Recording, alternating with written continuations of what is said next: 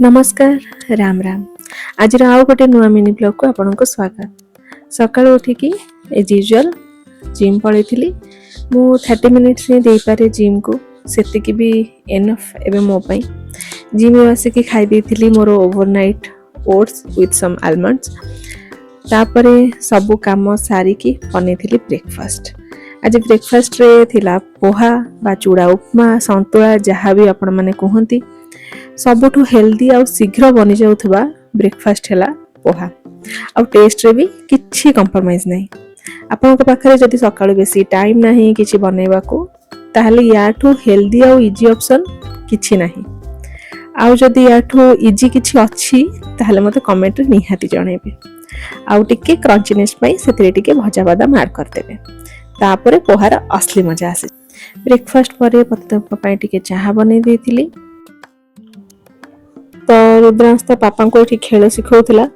ता पापा को आज वर्क फ्रॉम होम थिला, तो सेई पई से बसी जाइथिली टिके ता पाखरे।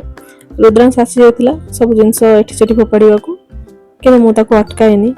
मु तो काम रे रुहे, आउ सब जिंस पई जदि ताको मना करबी ताले से करबो कोन।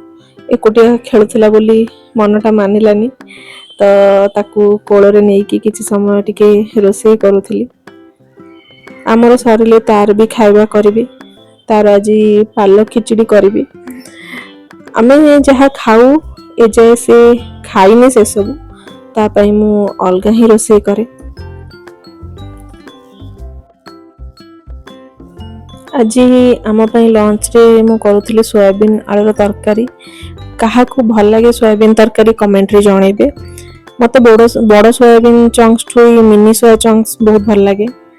से घरे रहिले ही मु बनाए सब, नहले से ऑफिस गले मु जहाँ जेमती करके खाई दिए। तापरे आमे मिसिकी लंच कर देलु। उठी देखला बेले को गोटे जबरदस्त पकुड़ी पागटे देथिला।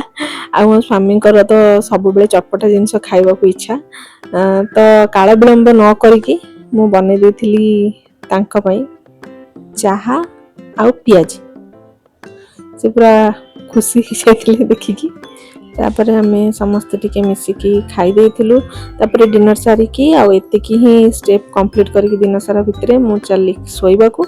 जति मो वीडियो भल लागुची ताहले प्लीज चैनल को सब्सक्राइब करिवे। रहिली जय जगन्नाथ।